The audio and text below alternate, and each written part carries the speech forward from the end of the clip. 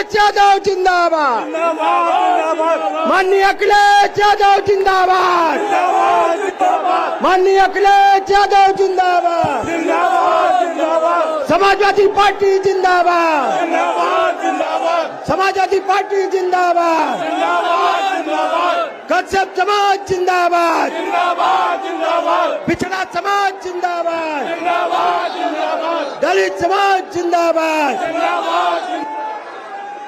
जिंदाबाद।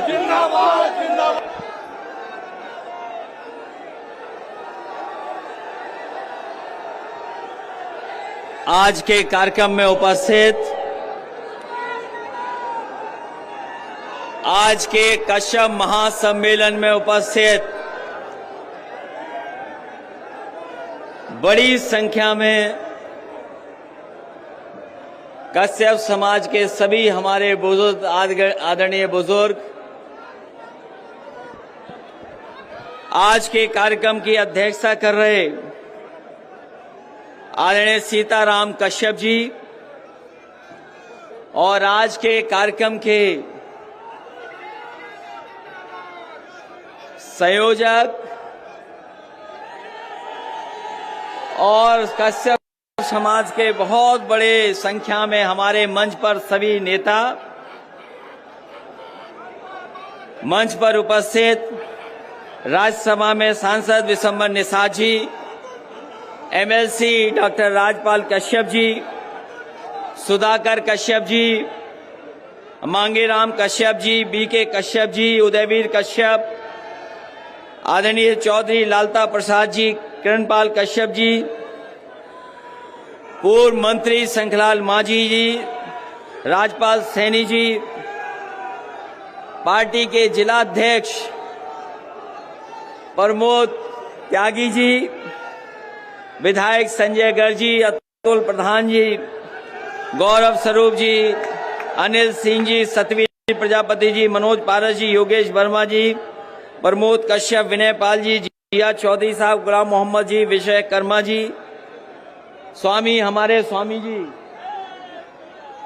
और बिजनौर के जिलाध्यक्ष से लेकर के बड़ी संख्या में सभी समाजवादी साथी, बड़ी संख्या में उपस्थित सभी हमारी पार्टी के नेता जो इस मंच पर उपस्थित हैं, साथ ही साथ दूसरे मंच पर बहुत जिम्मेदार कार्यकर्ता नेता दिखाई दे रहे हैं और कई हमारे जिम्मेदार नेता जिन्हें मैं देख रहा हूं, उन्होंने मंच की परवाह नहीं की है, मंच की चिंता नहीं की है, लेकिन उसके बावजूद भी जहां उन्हें जगह मिली है, चाहे वो हमारे विधायक हों जो दूसरे दल से आए हों और चाहे बहुत जिम्मेदार नेता जो हमें दिखाई दे रहे हैं, जगह नहीं मिली कहीं भी, लेकिन वो भीड़ में खड़े हैं, जनता में आपके साथ खड़े दिखाई दे रहे हैं।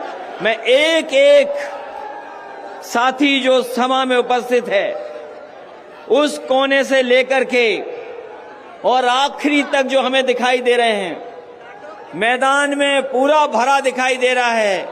मैं एक एक कार्यकर्ता का, नेता का, पिछड़े समाज के सभी नेताओं का और कश्यप समाज के सभी लोगों का बहुत बहुत धन्यवाद और आभार प्रकट करता हूं।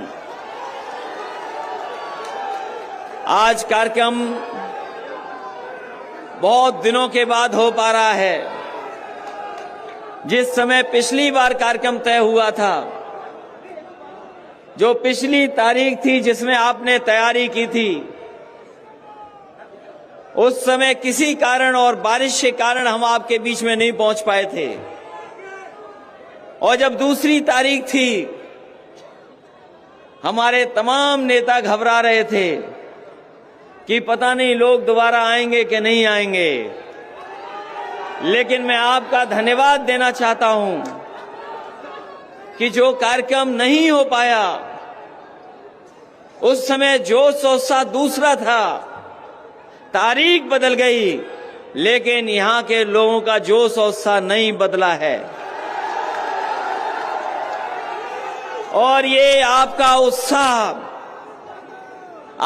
उत्साह बता रहा है कि आने वाले समय में आने वाले समय में उत्तर प्रदेश का जो सरकार है उसको बदलने के लिए जनता ने अपना फैसला ले लिया है। अब कोई रोक नहीं सकता, बदलाव होना तय है। और इस बार किसानों ने गरीबों ने तय किया है कि इस भारतीय जनता पार्टी का सफाया करने का काम करेंगे। और मैं कह सकता हूं कि 22 अगली साल है, जो 22 अगली साल होने वाली है, किसानों का इस बार इंकलाब होगा और 22 में बदलाव होगा, कोई रोक नहीं सकता। क्योंकि जब हमें किसान नेता दिखाई दे रहे हों, और मुझे याद है कि जब भी मुजफ्फरनगर में आए होंगे, यहां के लोगों ने पूरा मतदान किया है जिम्मेदारी तरीके से समाजवादी पार्टी के पक्ष में। यहां के लोगों ने कभी समाजवादी पार्टी को निराश नहीं किया है। और इस बार तो जब से उत्तर प्रदेश के उस कोने से दरवाजे बंद होना शुरू हुए भारतीय जनता पार्टी के, ओम प्रकाश राजभर जी जब से आए हैं उस हिस्से से, वहां के लोगों ने तो दरवाजे बंद कर दिए हैं भारतीय जनता पार्टी के। मुझे भरोसा है कि इस इलाके से भी दरवाजे बंद हो जाएंगे भारतीय जनता पार्टी के। आज जब कश्यप समाज के लोग यहां बड़ी संख्या में उपस्थित हैं, जहां हम महर्षि कश्यप जी को याद करते हैं, वही हम अपने कश्यप समाज को भरोसा दिलाते हैं कि उन्होंने जो मांग पत्र दिया है 8 बिंदुओं का, जो किरणपाल कश्यप जी ने पढ़ करके और सब लोगों से आपसे सहमति बना करके हमें दिया है, सुधाकर कश्यप, राजपाल कश्यप और तमाम समाजवादी पार्टी के लोग हैं जिन्होंने मिलकर के बनाया है। हम अपने कश्यप समाज के लोगों को भरोसा दिलाते हैं कि आने वाले समय में जब भी समाजवादी पार्टी को मौका मिलेगा, आपके तमाम समस्याओं का समाधान कर करके और इन मांगों को मांग करके आपके बीच में भी सम्मान दिलाने का काम समाजवादी लोग करेंगे।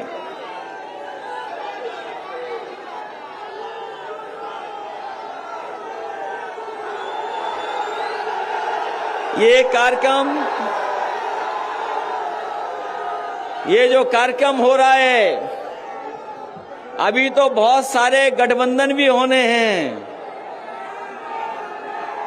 समाजवादी पार्टी का गठबंधन होने जा रहा है,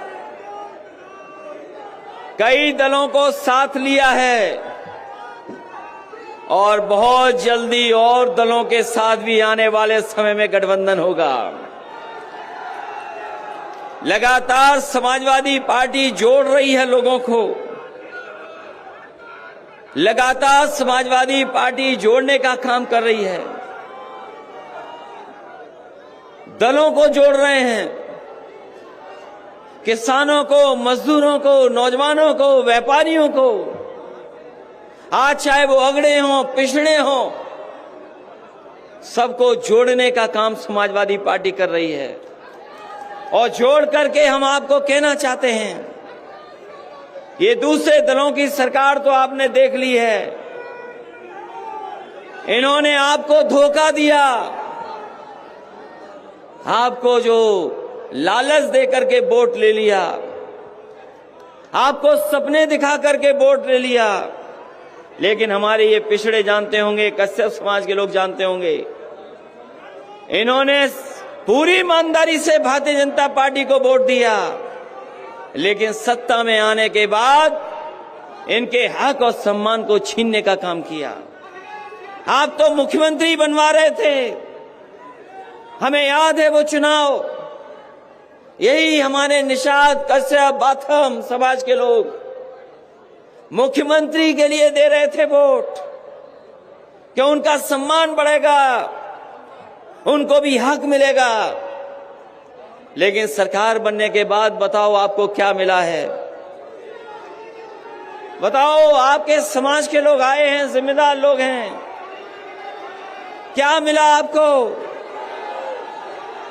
और जो कुछ मिला भी है आपको, ये सरकार अगर सत्ता में रही तो सब कुछ छीन लेगी। बाबा साहब भीमराव अम्बेडकर जी ने जो संविधान लागू किया था, जिसके कारण अधिकार और सम्मान मिल रहा था, जिस तरीके से सरकार फैसला ले रही है, आने वाले समय में वो भी आपका छिन जाएगा, आपके हाथ में कुछ नहीं बचेगा। यही सरकार है जिसने भरोसा दिया था नौकरी देंगे, रोजगार देंगे, किसानों की आय दोगुनी कर देंगे। हमारे किसान भाइयों, बताओ किसान भाइयों, आप तो चौधरी चरण सिंह जी को मानने वाले लोग, आपने हमेशा चौधरी चरण सिंह जी के साथ खड़े होकर के किसानों की लड़ाई लड़ी। आज हमारे किसान भाइयों बताओ, जब से सरकार भारतीय जनता पार्टी की बनी है, आपकी आय बढ़ी है कि आपकी आय घट गई है? जरा हिसाब किताब लगा करके बताओ,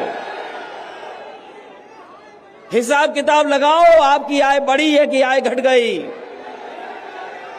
यही भारतीय जनता पार्टी के लोगों ने कहा कि हम किसानों की आय दोगुनी कर देंगे, आय दोगुनी हो जाएगी। किसान भाइयों बताओ, आय कहां दोगुनी हो गई आपकी? आय दोगुनी नहीं हुई, महंगाई बढ़ गई। महंगाई कहां पहुंच गई? महंगाई हमारे लोग, ये बुजुर्ग साथी हैं, नौजवान हैं, इन नौजवानों को याद होगा कि बताओ 2014-17 में डीजल पेट्रोल की कीमत क्या थी? आप मुड़ करके देखो, मुड़ करके देखो, आप पीछे का हिसाब किताब लगाओ, डीजल पेट्रोल की कीमत क्या थी? क्या कीमत थी उस समय डीजल पेट्रोल की, जिस समय किसानों की आय दोगुनी का वादा किया था? और आज बताओ 100 के पार चला गया पेट्रोल के, क्या नहीं चला गया? 100 रुपए हो गया कि नहीं हो गया? हमारे इन्हीं लोगों को भरोसा दिलाया था कि चप्पल पहनने वाले लोगों को हवाई जहाज में बैठाने का काम करेंगे।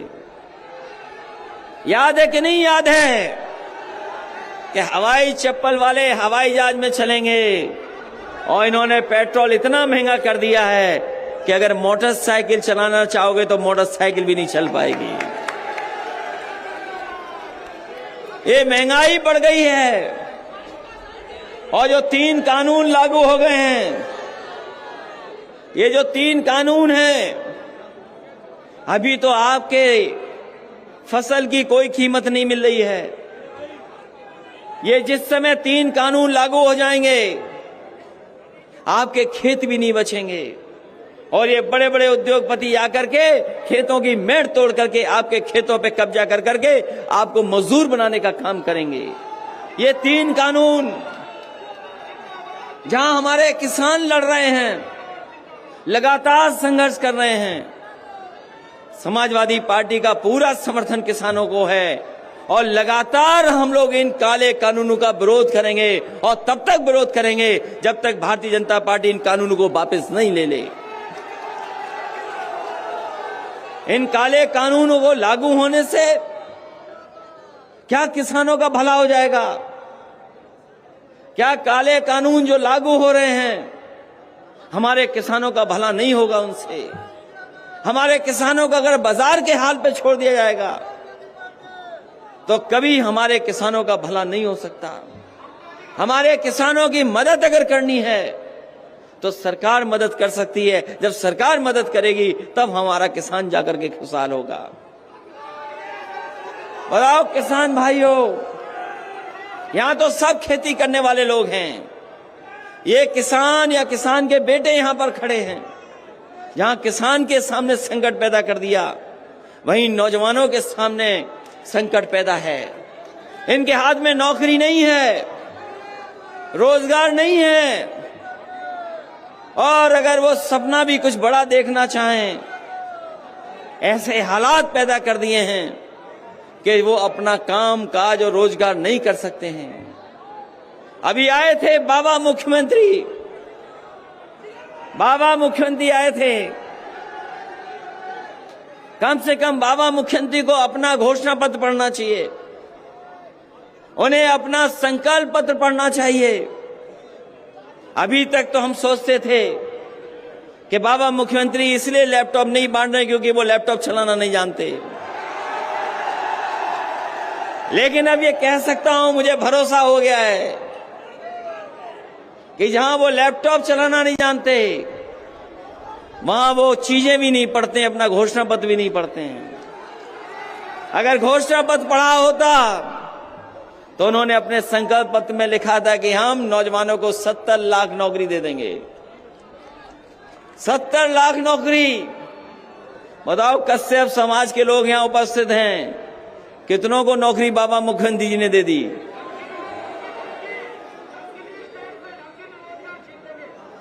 कोई नौकरी दी हो तो बताओ। और वो दिन याद करो जब एक बार बाबा मुख्यमंत्री जी कह रहे थे कि हम पे नौकरी तो बहुत है लेकिन हमारे नौजवानों में टैलेंट नहीं है। याद है कि नहीं याद नौजवान साथियों? एक बार मुख्यमंत्री जी से पूछा कि आप नौकरी नहीं दे रहे हो, इन नौजवानों को रोजगार नहीं दे रहे हो, तो हमारे मुख्यमंत्री जी कह रहे थे कि नौकरियां तो बहुत हैं, रोजगार तो बहुत है, लेकिन नौजवानों में टैलेंट नहीं है। इसलिए साथियों, तय करो आपको कौन सा मुख्यमंत्री चाहिए, कौन सी सरकार चाहिए।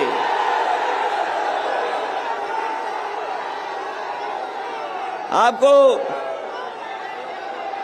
योग्य सरकार चाहिए कि वैसी सरकार चाहिए? योग्य सरकार चाहिए कि गप वाली सरकार चाहिए? अभी आकर के याद दिला गए कि पलायन हो गया है, पलायन। अभी मुख्यमंत्री जी कह रहे हैं पलायन हो गया, और सच्चाई तो ये है कि अगर उत्तराखंड से मुख्यमंत्री जी का पलायन न होता तो 5 साल हमारे खराब नहीं होते। अगर उत्तराखंड से पलायन होकर के यहां ना आते तो 5 साल हमारे खराब नहीं होते। याद करो 5 साल में समाजवादियों ने क्या क्या काम करके दिखाए। ये जो कभी कभी एम्बुलेंस आप बुलाते हो फोन कर करके, जिस समय कोरोना था लोगों के बाहर नहीं निकल सकते थे, अपने घरों में बंद कर दिया था। आप घरों से नहीं निकल सकते थे बीमारी में। इस सरकार ने न दवाई दी, न अस्पताल दिया, न ऑक्सीजन दी। हमारे तमाम गरीब अनाथ छोड़ दिए, उन्हें सही समय पे इलाज नहीं मिला। और सच्चाई ये है कि भारतीय जनता पार्टी ने अगर सही समय पर ऑक्सीजन दे दी होती तो हमारे गरीबों की इतने बड़े पैमाने पे जान नहीं जाती, बहुत से गरीबों की जान बच जाती। इन्होंने कोरोना में कोई इंतजाम नहीं किया, जनता को अनाथ छोड़ दिया। और यही सड़कों पर आपने देखा होगा जिस समय लॉकडाउन हुआ हमारे मजदूर घर जाने के लिए तकलीफ और परेशानी में पैदल चलते रहे।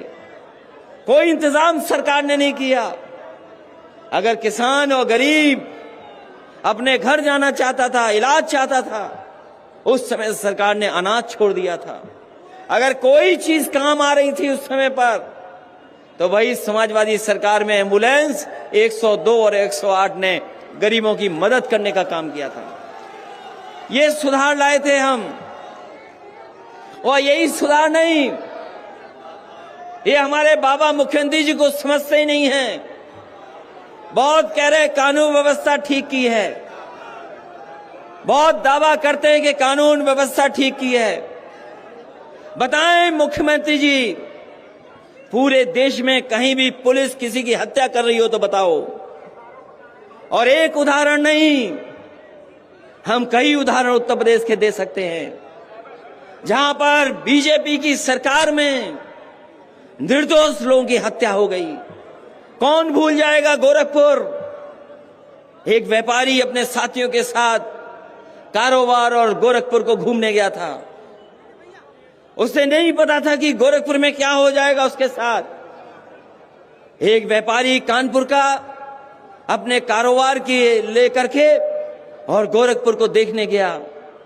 रात में पुलिस आई, उसके कमरे में पूछताछ के बहाने इतना मारा कि उस व्यापारी की वहीं जान चली गई। बताओ कौन दोषी है? कोई दोषी अगर है तो भारतीय जनता पार्टी की सरकार दोषी है। जो मुख्यमंत्री अपने यहां, अपने गांव में, घर में, गृह जनपद में अगर व्यापारी को सुरक्षित नहीं रख सकता है तो उससे कानून व्यवस्था की कोई उम्मीद नहीं की जा सकती है। जब आपके बीच में जब मैं आया हूं, जब आज आपके बीच में आया हूं तो कल की घटना भी सोच लो। एक नौजवान को पुलिस उठा ले गई और उसको इतना मारा थाने में, पुलिस ने इतना अन्याय किया है कि उस नौजवान की जान चली गई। अगर कोई दोषी है उसके लिए तो भारतीय जनता पार्टी की सरकार दोषी है उस नौजवान की जान जाने के लिए। ये दो घटनाएं नहीं, अगर आंकड़े देखें मुख्यमंत्री जी, हम तो सोचते थे कि आपके पास तो बड़े जानकार लोग हैं, आप तो हर चीज पे नजर रखते हो। कभी नेशनल ह्यूमन राइट कमीशन का डाटा मंगवाना, कभी नेशनल ह्यूमन राइट कमीशन के डाटा मंगवाना कि अगर सबसे ज्यादा अन्याय जनता पर कहीं हो रहा है तो उत्तर प्रदेश में भारतीय जनता पार्टी की सरकार में अन्याय हो रहा है। सबसे ज्यादा कस्टोडियल डेथ अगर कहीं हुई है तो उत्तर प्रदेश में हुई है, यही भारतीय जनता पार्टी की सरकार में। आप ठोको नीति चला रहे हो, आप जिसको चाहो उसको ठोक दे रहे हो। कभी सोचा है उसका असर क्या हुआ? अभी हाल ही में फर्रुखाबाद में आपके जेलर पिट गए, आपके डिप्टी जेलर पिट गए, 30 से ज्यादा लोगों घायल हो गए, क्योंकि वहां पर जेल में यही नहीं पता था, अपराधियों को, पुलिस को यही नहीं पता था किसको ठोकें। पुलिस जेल के अंदर कैदियों को ठोक रही थी और कैदी पुलिस को ठोक रहे थे। यही आपकी कानून व्यवस्था है।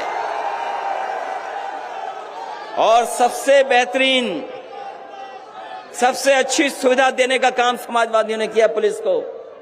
कभी पुलिस विभाग में इतने प्रमोशन नहीं होंगे जितने समाजवादियों ने करके दिखाए। इतने प्रमोशन कभी नहीं हुए।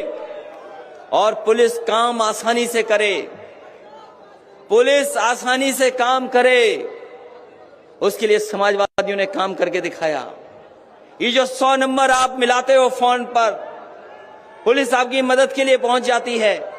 ये अगर किसी ने सुविधा दी है तो समाजवादी लोगों ने 100 नंबर की सुविधा देने का काम किया। आपने सुविधा को बेहतर नहीं किया। आप टायर नहीं बदल पाए, आप गाड़ी के टायर नहीं बदल पाए, गाड़ी नहीं ठीक कर पाए, गाड़ियों की संख्या नहीं बढ़ा पाए। केवल एक काम किया है, 100 नंबर का नंबर 112 कर दिया है। 100 नंबर था वो 112 हो गया।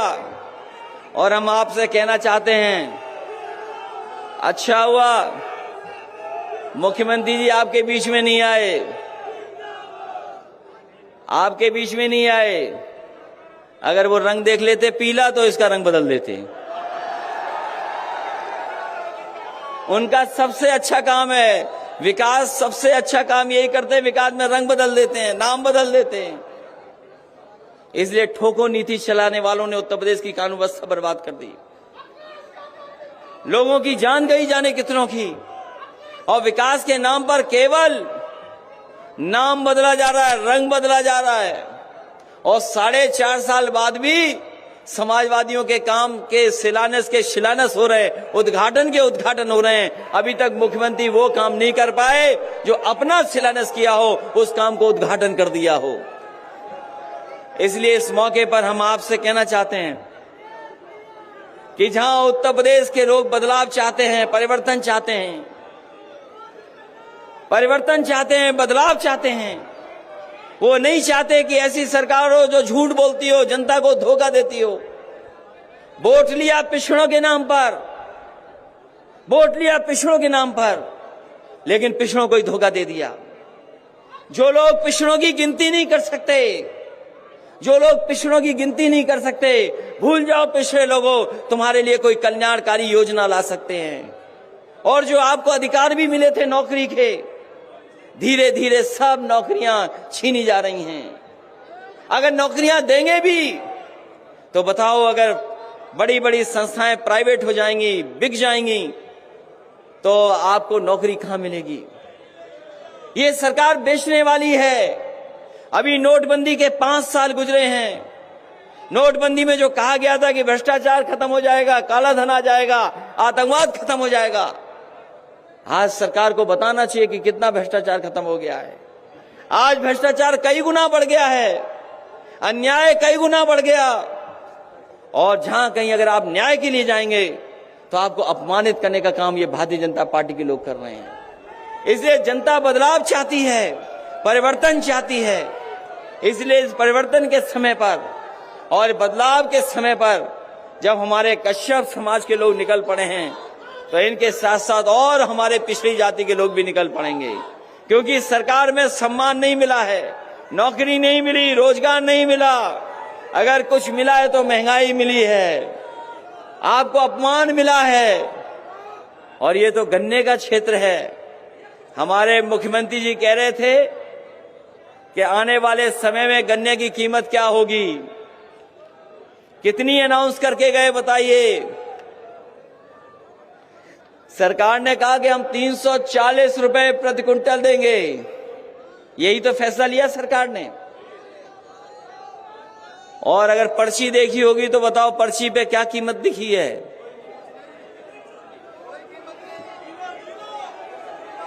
हमारे मुख्यमंत्री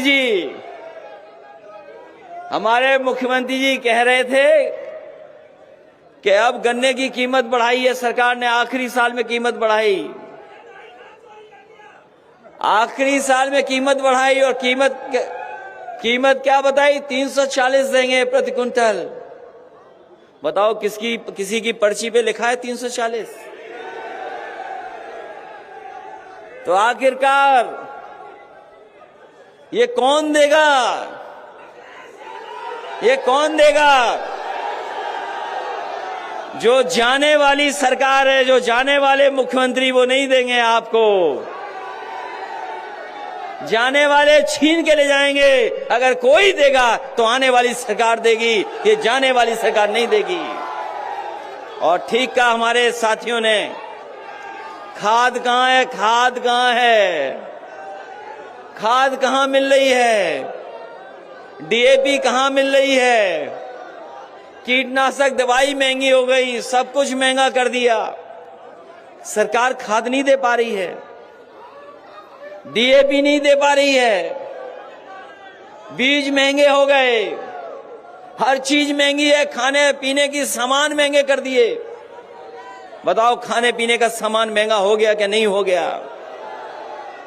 और जो किसान हमारा पेट भरता है, जो पहनने को कपड़े देता है, उसको सबसे ज्यादा अपमानित करने का काम भारतीय जनता पार्टी के लोग कर रहे हैं।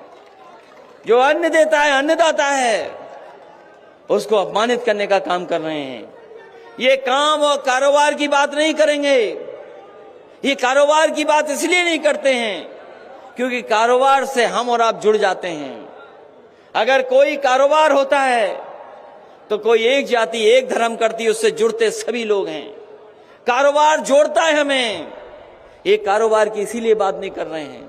ये नफरत फैलाने वाले लोग हैं, ये लोगों के बीच में दूरियां पैदा करते हैं, ये खाई पैदा करने वाले लोग हैं। इसलिए आने वाले समय में इस चुनाव में जो होने जा रहा है उसमें जवाब देना और भारतीय जनता पार्टी का सफाया करके दिखाना।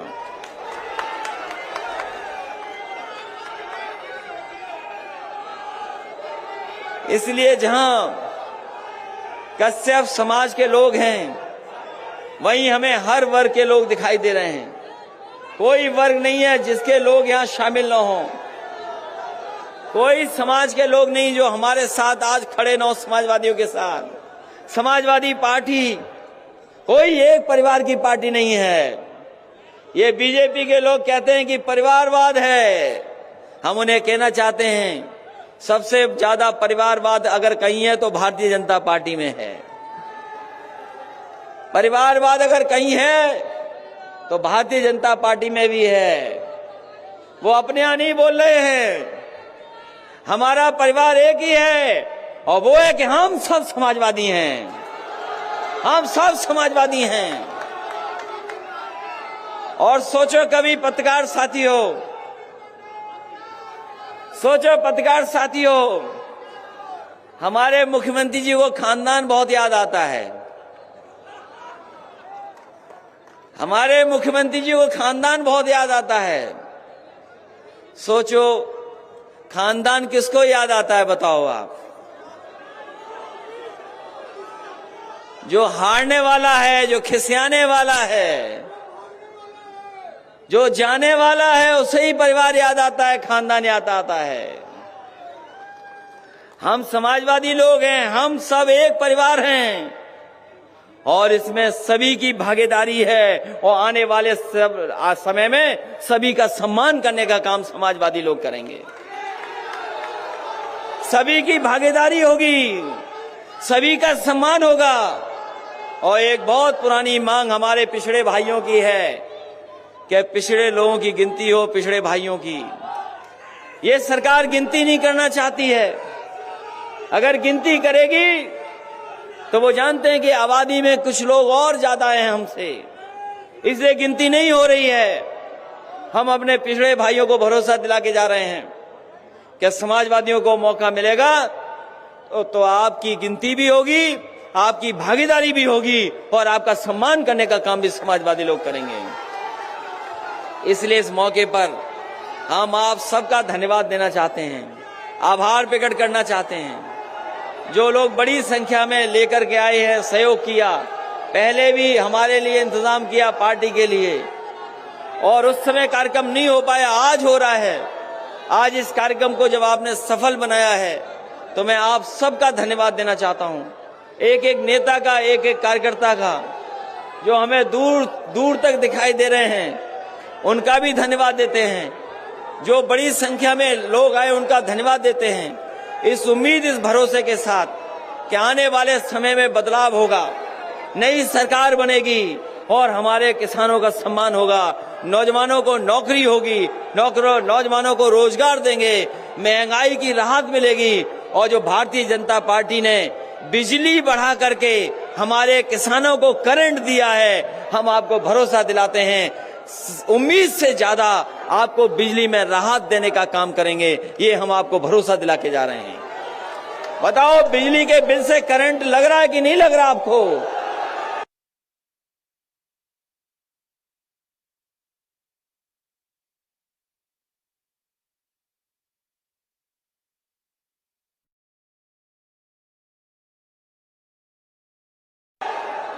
एक बिजली की यूनिट नहीं बनाई बाबा जी ने, एक बिजली की यूनिट नहीं लगाई बाबा जी ने, और बिजली का बिल कितना बढ़ा दिया आपका।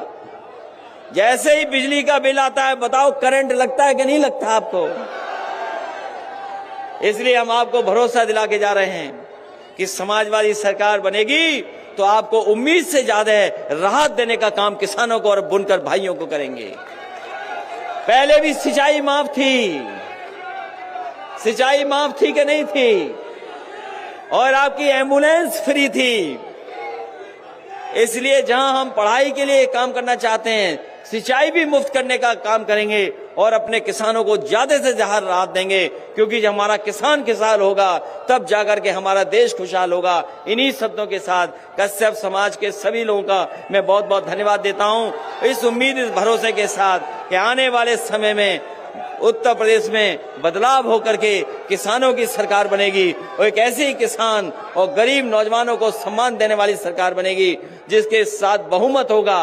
और जहां तक गठबंधन का काम है, लगातार हम लोग छोटे दलों को, क्षेत्रीय दलों को जोड़ने का काम कर रहे हैं, जिससे कि समाजवादी पार्टी की ताकत उत्तर प्रदेश में दिखाई दे। इन्हीं शब्दों के साथ एक बार फिर आप सबका धन्यवाद, बहुत बहुत बधाई आपको।